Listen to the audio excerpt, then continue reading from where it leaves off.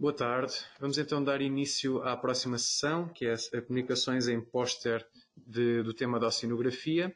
A moderar esta sessão estarei eu, António Tavares, e o Nuno Zacarias, que se encontra aqui ao meu lado. Boa tarde. Não. Aqui está ligado. Não, é daqui. Pode continuar. Antes de começar, queria apenas relembrar algumas das regras. Cada apresentação de póster tem um tempo máximo de 5 minutos. Serão informados quando faltar 1 minuto. E se tiver alguma questão, deverão ser colocadas através do chat, que no final no final de cada apresentação, iremos transmitir ao palestrante essas questões. E no final desta sessão, se houver algum tempo para discussão, ainda será utilizado com questões que possam ainda surgir. Então, sem mais demora, passo a apresentar a primeira palestrante, que é a Júlia Sente. As autorizações de palestrante já lhe foram atribuídas, pode colocar o seu PowerPoint, partilhar connosco quando quiser. E o tema deste póster é Preliminary Evaluation of Sentinel-Derived Suspended Particulate Matter and Turbidity Products in the Sado Estuary, in Portugal. Vamos então aguardar para ver. Eis, ok? Já conseguimos visualizar o póster. Consegue ouvir-me bem? Pronto, e o palco é seu. Estão a ouvir-me? Sim, estamos a ouvir. Boa tarde. Ok. Boa tarde, obrigada. Então hoje eu vou apresentar um trabalho que fez parte da minha tese de mestrado e foi desenvolvido no âmbito do projeto Aquasado. Esse trabalho pretende avaliar o uso de detecção remota da cor do oceano como ferramenta para a monitorização de dois parâmetros da qualidade da água. Esses parâmetros são a matéria particulada em suspensão, que a partir de agora vou chamar com o acrónimo SPM, e da turbidez. Esses dois parâmetros são tradicionalmente monitorizados através de amostragens in situ, que na maioria das vezes não permitem uma representação da totalidade da área de estudo, além de ser dispendiosas em termos económicos e de trabalho. Por isso, o objetivo desse trabalho é avaliar o uso de detecção remota como ferramenta alternativa. Nesse contexto, foram testados dois satélites do programa Copérnicos, que são o Sentinel-2 e Sentinel-3, através da comparação com dados in situ. Por isso, foram efetuadas amostragens em 7 pontos distribuídos no estuário do Rio Sado, nos quais foram recolhidas amostras de água para a quantificação de SPM e turbidez no laboratório. Relativamente ao processamento das imagens de satélites, foram aplicadas várias correções atmosféricas e diferentes algoritmos para obter o SPM e turbidez em vários comprimentos de onda. E os valores assim obtidos foram comparados com dados in situ através de correlações lineares. Ok, resultados preliminares mostram que existem dois processadores de correção atmosférica que têm um melhor desempenho na remoção do sinal da atmosfera. Isso são o C2RCC e o Polymer. Em específico, o C2RCC resultou de ser o processador melhor para imagens de Sentinel-3 e o Polymer para o Sentinel-2, apesar de mostrar resultados muito parecidos. Entretanto, não foi possível determinar o melhor comprimento de onda enquanto os processadores tiveram umas discordâncias. Comparando os produtos de SPM e turbidez obtidos pelos satélites, resultados mostraram que a turbidez pode ser obtida com melhor precisão e menores erros associados do que o SPM.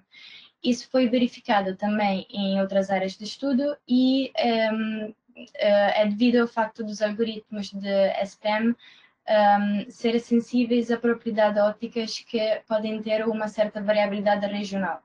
Portanto, o algoritmo de SPM vai precisar de uma calibração local com base nas propriedades ópticas das águas que estamos a estudar.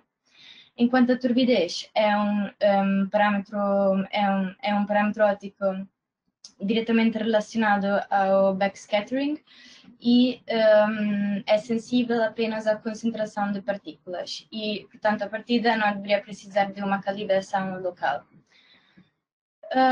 Um resultado interessante que tivemos é o fato do Sentinel-3 ter um desempenho, digamos, pior do que o Sentinel-2, o que é bastante curioso porque o Sentinel-3 foi especificadamente desenvolvido para estudos da cor do oceano, enquanto o Sentinel-2 foi desenvolvido para aplicações terrestres. Trabalhos efetuados com estuários de dimensões maiores, por exemplo, o estuário do Tejo, mostraram um bom desempenho pelo Sentinel-3, o que sugere que esse sensor pode ter limitações em bacias mais pequenas, como é o caso do estuário do Sado. Isso porque a resolução espacial do Sentinel-3, que é 300 metros, pode não ser suficiente para corpos de águas menores, e o pixel correspondente ao ponto de amostragem poderia estar contaminado pela reflectância da Terra, que encontra-se muito próxima do local do pixel de amostragem. Entretanto, os resultados do Sentinel-2 mostraram um bom potencial desse satélite para a monitorização da turbidez, mostrando um R quadrado maior que 0,7 com os dados in situ. E é para salientar que esse trabalho é um trabalho em curso e ainda há várias questões para esclarecer. E nesse momento também estamos a trabalhar num paper que, além de ser a continuação desse trabalho, inclui o teste de mais parâmetros da qualidade da água. Espero de ter cumprido o tempo e obrigada pela atenção. Obrigado, Júlio, pela tua apresentação. Não temos aqui nenhuma pergunta no chat. Tavares, se tens alguma pergunta a fazer, se calhar vamos aproveitar, estamos um pouco atrasados e vamos passar para o palestrante seguinte, que vai ser a Luciane Favareto. Já está, deve ter sido ali que deu. Ok. Luciana, estás-me a ouvir?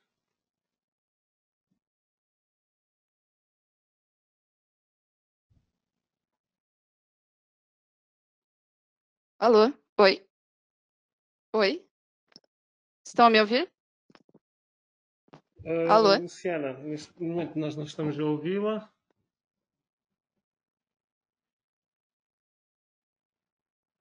Alô? Agora sim. Agora sim. Oi. Vou apresentar o título da tua apresentação, que é Phytoplankton Size Class in the Portuguese Coastal Waters. Tens 5 minutos e podes começar. Estão vendo minha tela? Sim. Sim. Ok. Bom, boa tarde a todos. Meu nome é Luciane. Os dados utilizados no presente estudo Phytoplankton Size Class in Portuguese Coastal Waters foi obtido no âmbito do projeto Aquimar, que tem sido desenvolvido pelo Instituto Hidrográfico, em parceria com o Centro de Ciências do Mar e do Ambiente da Universidade de Lisboa, do qual eu faço parte. A importância, então, de classificar as diferentes formas e tamanhos de grupos fitoplânctônicos e de conhecer a sua distribuição está relacionada principalmente aos impactos nos ciclos biogeoquímicos do oceano. Por exemplo, a exportação de carbono para o fundo do oceano. O presente estudo, então, ele procurou investigar a variabilidade espacial das classes de tamanho de fitoplâncton ao longo da costa portuguesa e compreender a sua relação com as condições ambientais amostradas. Para isso, as amostragens para obtenção dos pigmentos fitoplânctônicos, oxigênio dissolvido, pH e nutrientes foram realizadas, então, em outubro de 2018, em 5 áreas ao longo da costa portuguesa, que a gente pode ver ali na figura 1. A temperatura da superfície do mar ela foi obtida através de dados de satélite. Para determinar, então, a fração das classes de tamanho do pico, nano e microfitoplâncton, os métodos descritos em UITs e colaboradores foram aplicados utilizando coeficientes empíricos obtidos em Brill e em colaboradores aos dados de concentração dos pigmentos marcadores obtidos por cromatografia líquida de alta performance, que é o HPLC. Bom, como resultados, a gente tem que a concentração média de nutrientes na área A foi mais elevada do que nas demais áreas. Nas áreas A e B foram registrados os menores valores médios de temperatura e os maiores valores médios de clorofila A e oxigênio dissolvido. Esses resultados eles sugerem, então, um período de ressurgência na área A, que teve uma menor extensão na área B, como, não sei se eu consigo indicar aqui, não, não, aqui, que teve uma menor extensão na área B, como a gente pode ver aqui.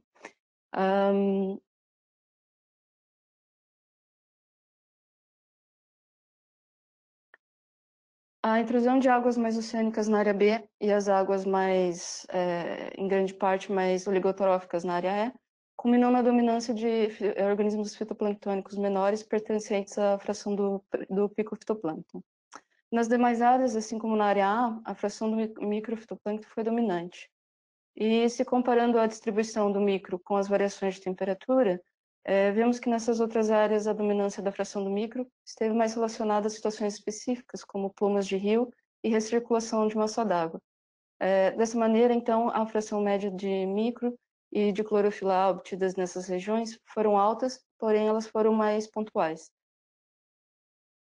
A análise de correspondência, então, ela foi aplicada para avaliar essas relações ambientais com distribuições das classes de tamanho. E essa análise ela revelou fortes associações entre a fração do microfitoplâncton e as concentrações de nutrientes, por exemplo, o nitrogênio e a sílica. A fração do pico ela foi positivamente correlacionada com o pH, distância de costa e a temperatura. E também foi negativamente correlacionada, então, com a fração do micro e estações com alta concentração de nitrogênio e sílica. Já a fração do nano, ela foi associada às zonas de transições, como podemos ver na imagem aqui de distribuição. Já concluindo, as variações na hidrografia, temperatura e no aporte de nutrientes foram determinantes, então, na distribuição das classes de tamanho do fitoplâncton. Isso foi apoiado, então, pela relação positiva encontrada entre o microfitoplâncton, nutrientes, concentração total de clorofila A. Os valores de clorofila A da fração de microfitoplâncton mostram uma alta produtividade na região norte, principalmente na região costeira. Os altos valores de clorofila da fração do microfitoplâncton, eles mostram uma alta produtividade na região norte. A fração do nanoplâncton teve distribuição inespecífica, mas com maiores contribuições na região de transição entre o micro e o picofitoplâncton. Já a fração do picofitoplâncton foi dominante em águas mais oceânicas. Os resultados, então, eles corroboram com achados anteriores, em que os grupos de células maiores têm sido associados a ambientes eutróficos e costeiros, enquanto que o fitoplâncton de menor tamanho, ele prevalece em áreas oligotróficas e geralmente mais distantes da costa. Muito obrigada pela vossa atenção. Aqui eu tenho algumas referências, né, que foram utilizadas, principais referências, e agradecimentos a todos os colaboradores por esse trabalho. Obrigada. Muito obrigado, Luciano. Nós temos aqui uma pergunta em que a questão diz: a dimensão do pico não me parece bem no slide. Não sei exatamente o que é que querem dizer com isto. Não sei se tem alguma coisa que possa acrescentar para responder esta questão. Luciano? Desculpa, talvez eu tenha errado alguma coisa, mas conforme as bibliografias consultadas, era esse o tamanho. Acho que é o que eu posso dizer no momento. Sim, tá errado mesmo. Obrigada pela informação. Pronto, afinal não era uma questão, era uma pequena ajuda. Sim, Muito obrigada. obrigado. Não havendo mais questões, vamos então passar para o próximo póster, que será apresentado pela Beatriz Biguino.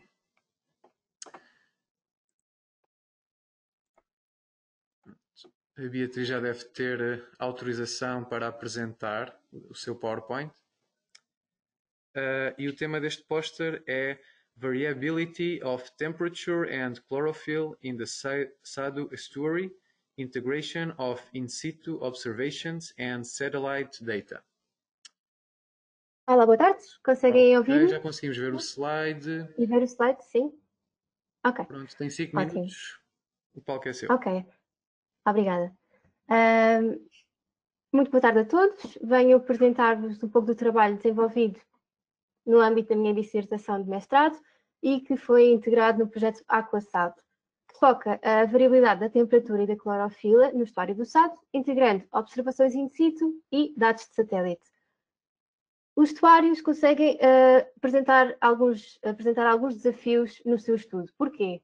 Porque estão sujeitos a diversas pressões, pressão antropogénica, pressões atmosféricas, a própria morfologia do estuário pode implicar alguma variabilidade dos parâmetros físico-químicos e biológicos da água. Todos estes parâmetros provocam então estas grandes variabilidades. Como podemos então estudar os estuários de forma mais eficiente? Uma das soluções pode partir por integrar observações in situ com dados de satélite, porque providenciam uma análise temporal e espacial mais alargada a um custo bastante reduzido.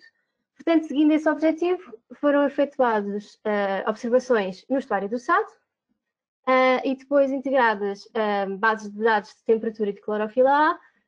Primeiramente foram validados, então, essas bases de dados e depois feita uma análise temporal e espacial alargada.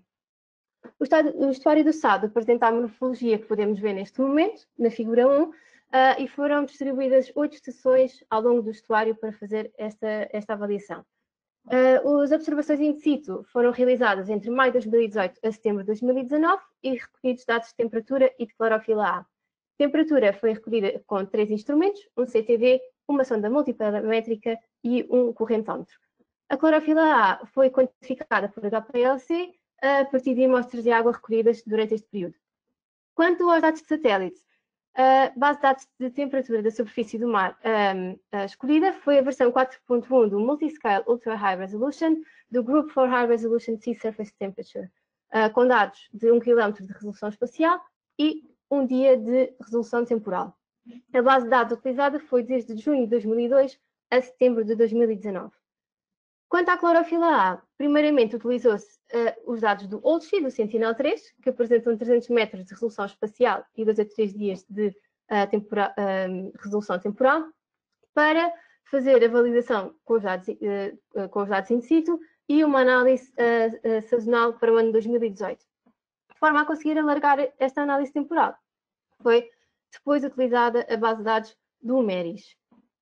Quanto aos resultados, relativamente à temperatura da superfície do mar in situ, obteve-se um claro comportamento sazonal, com temperaturas mais altas no verão e temperaturas mais baixas no inverno. E uma coluna de água bem misturada com poucas variações ao longo do ciclo de maré. Quanto à validação dos dados de satélite com os dados in situ, obteve-se uma relação bastante elevada entre os dados de satélite e os 3 instrumentos, sendo que foi melhor na zona mais exterior do estuário do que na zona mais interior. Relativamente à análise temporal, desde 2013 a 2018, obteve-se uma temperatura média do estuário de 17 graus, sendo que houve anos que se evidenciaram por ter temperaturas mais altas e outros temperaturas mais baixas, como foi o caso de 2008 e 2012. Quanto à clorofila A, também se comparou os dados de satélite com os dados in situ, no entanto, a relação entre os dois não foi muito elevada. Tentou-se perceber porquê e encontrou-se uma relação existente entre os dados de satélite de clorofila e partículas em suspensão, portanto, SPM, in situ. Portanto, pode ser um indicador de que realmente o SPM poderá influenciar a quantificação de clorofila A partir deste sensor. Quanto à avaliação sazonal, o OLSI apresentou valores de clorofila mais elevados durante a primavera e nos canais mais interiores do estuário. No entanto, os mesmos resultados não foram obtidos com o MERIS, que apresentou resultados pouco fiáveis. Portanto, concluindo, a região mais exterior do estuário pode ser considerada espacialmente homogénea, baseada na temperatura. No entanto, o estuário, considerando a distribuição de clorofila A, deve ser considerado heterogéneo a nível espacial. A base de dados do GigaRS SST usada parece ser aceitável para uma análise temporal da temperatura no estuário do Sado, principalmente na região mais exterior. Por outro lado, a quantificação de clorofila A em sistemas submarinos ainda parece ser um desafio a partir de detecção remota de satélite. No entanto, baseado nos resultados obtidos com este trabalho, aparentemente o OLCI parece ter resultados, parece ter tido uma melhoria nos resultados quando comparados com os dados do MEDIS. Entre os dois parâmetros, temperatura e clorofila, não existiu nenhuma relação dentro do estuário. Agradeço a presença de todos e a atenção disponibilizada. Igualmente agradeço ao projeto AquaSat, como já disse, onde se desenvolveu este trabalho, e a todos os colaboradores e entidades participantes. Obrigada. Obrigada, Beatriz, pela tua apresentação. Temos aqui uma pergunta colocada pela Rita Cavalinhos. Dos dados da sonda multiparamétrica, só usaram as medições de temperatura? O trabalho foi mais complexo que eu estou a apresentar. Da sonda multiparamétrica recolhemos dados de temperatura, dados de clorofila, dados de oxigênio dissolvido, pH. Portanto, o projeto é multidisciplinar, mas para a comparação com os dados de satélite, só foi mesmo os valores de temperatura. Ok, não sei se obrigado. Sim. Vamos passar à próxima apresentação, ao próximo póster. Quem irá apresentar o póster é Luísa Lamas.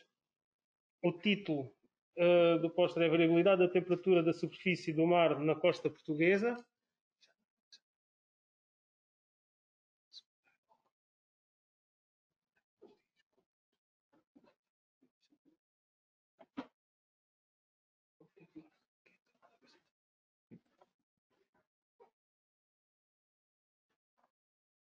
Ok, Luísa, acho que já podes dar início à tua apresentação.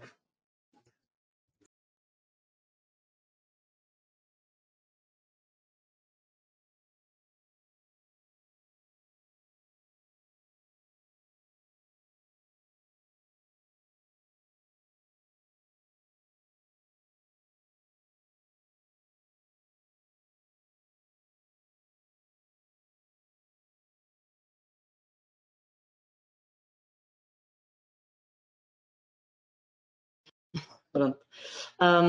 Foi feito neste ano atípico, portanto, 90% desta orientação foi feita pronto, em modo virtual, mas mesmo assim o trabalho realizado foi de bastante qualidade. A ideia neste trabalho era analisar o regime térmico ao longo da costa portuguesa, utilizando as 7 boias que constituem o sistema de monitorização da ZE Portugal. Ela analisou os dados da SST obtidos pelas 7 boias, tem aqui um esquema a demonstrar essas boias, tanto as boias mais costeiras, as boias ondógrafo, que são a boia de Leixões, de Sines e de Faro, como as boias multiparamétricas, como é a boia rara, Mónica 1, Mónica 2 e de Faro offshore. De notar que, por exemplo, as boias ondógrafo são boias que têm uma análise, têm uma continuidade maior, uma base de dados maior da temperatura. Isto está um pouco pequeno, mas aqui ao longo do tempo vemos a boia de Leixões, de Sines e de Faro. De Faro, então, tem dados desde 1986, portanto, temos já aqui uma grande quantidade de dados de SST. E através destes dados foi analisado, então, o regime térmico ao longo da costa de Portugal. A ideia aqui era analisar um pouco e quantificar e registar qual era a variação geográfica e temporal da temperatura da superfície do mar nas águas costeiras de Portugal continental. O que foi verificado após uma exaustiva análise dos dados de temperatura, notar que houve bastante tempo gasto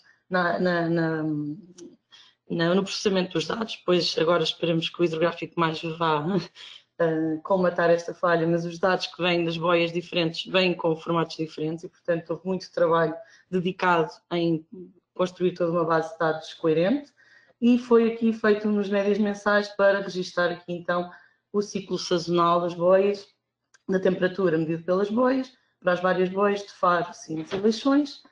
Verificou-se que há, sim, uma estação fria, uma transição para a estação quente e depois uma estação de verão bastante bem delineada, principalmente na boia de Faro, tendo uma ligeira diminuição nas boias de Sines e Leixões, que poderão estar associados ao facto de haver upwelling na costa oeste de Portugal nos meses de verão. Um dos resultados mais interessantes deste trabalho foi verificar que ao longo de, fazendo médias anuais e traçando uma tendência, que a temperatura ao longo dos últimos 10 anos, isto de 2010 a 2020, ou de 2009 a 2019, creio, tem uma tendência para estar a diminuir, 1 grau por ano, ou 0,1 grau Celsius por ano.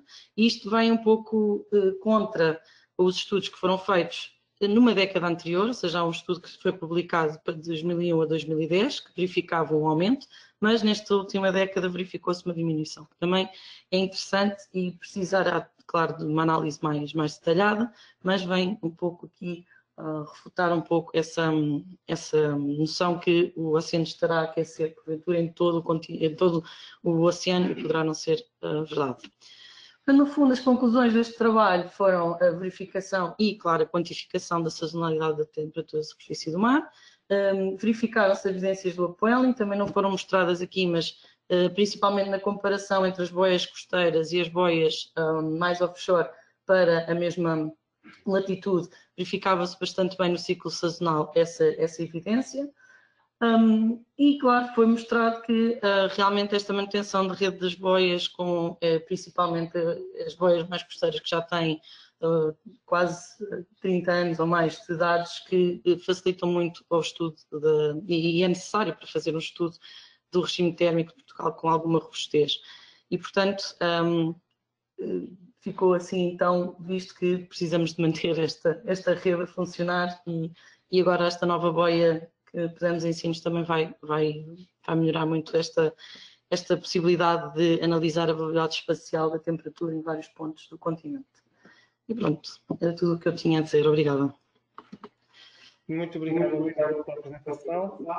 Pergunta: os valores contraditórios das tendências em relação aos estudos anteriores estará relacionada com a fonte dos dados? A fonte é a mesma. Foi um estudo até realizado aqui pela casa e foi analisado com as boias de Faro, Sines e Leixões. Portanto, são as mesmas. Ok, muito obrigado pela tua apresentação. Para terminar esta sessão, aproveito para agradecer a todos os palestrantes novamente, ao Tavares, e agora que vai-se dar início à sessão de encerramento e convido-vos todos a assistir.